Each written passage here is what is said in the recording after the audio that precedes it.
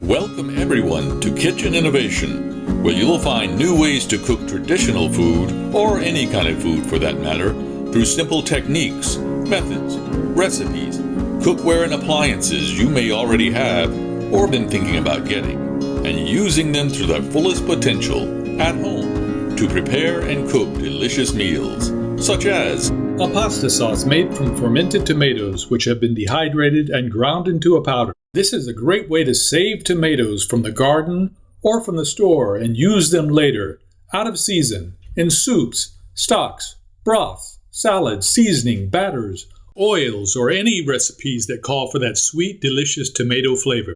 Here we'll be putting them in a rich pasta sauce that you can use for dishes such as spaghetti, lasagna, chicken parmesan, or even pizza. This method allows us to use the whole tomato. Nothing goes to waste. So first, let's ferment the tomatoes we'll be using by placing them in a storage bag, as we see here, and a little of their own juice. I've also placed a few carrots, peppercorns, and garlic cloves for extra sweetness and flavor, along with salt, about 2% of the weight of the tomatoes. Once we have bagged them, we can then vacuum seal them in a vacuum sealed bag or container as shown here. Now just leave them at room temperature for about 3 days to allow them enough time to ferment. If at any time we need to release any gas that is built up in the bag or container, we'll do so, then just seal it again until enough fermenting time has passed. Fermentation of the tomatoes isn't necessary for this sauce or to make the powder. It just adds great flavor to the overall quality of the dishes we make. It's also a great way to save tomatoes that may be getting a little too soft from ripening. After they have fermented, the next step is to separate the pulp from the juice. We can do this with a juicer or by using a blender or food processor, just enough to separate the two well short of a complete puree, and then running the pulp through a strainer to strain out the rest of the juice.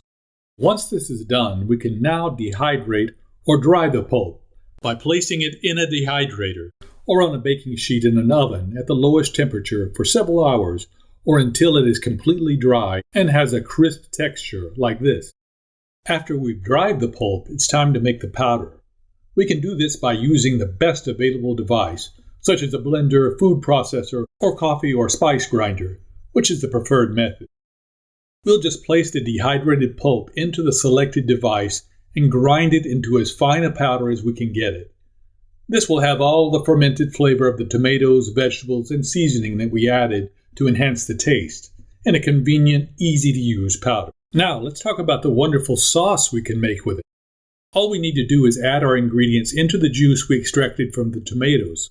This can be spices, seasonings, sugar, herbs, meat, vegetables, or liquids such as pesto, stock, wine, diced tomatoes, onions, peppers, mushrooms, or any other flavors we choose according to taste or specific recipe.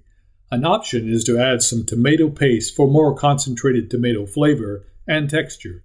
It's totally up to each individual on what goes into the sauce. At this point, we can now add in the powder. By the way, if we have used the original juice for other recipes or dishes before we mix in the powder, we can just substitute it with bottled or canned tomato juice. It can be like a tablespoon of powder to a cup of juice, or to our own particular taste. We'll just need to taste it and adjust the amount for flavor depending on the juice we use. After stirring everything together, we can let it cook on high for about an hour, or we can set it to low for a longer cook, depending on the time we have to bring all those flavors together for the taste and consistency we like. Then we can thicken it by using a cornstarch slurry.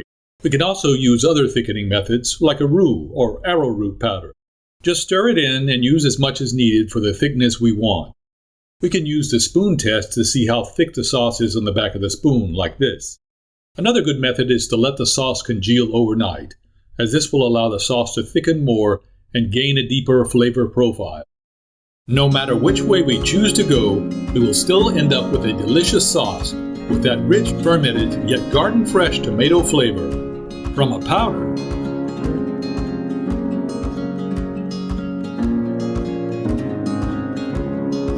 If you enjoyed this video, please like and subscribe and stay tuned for more Kitchen Innovation.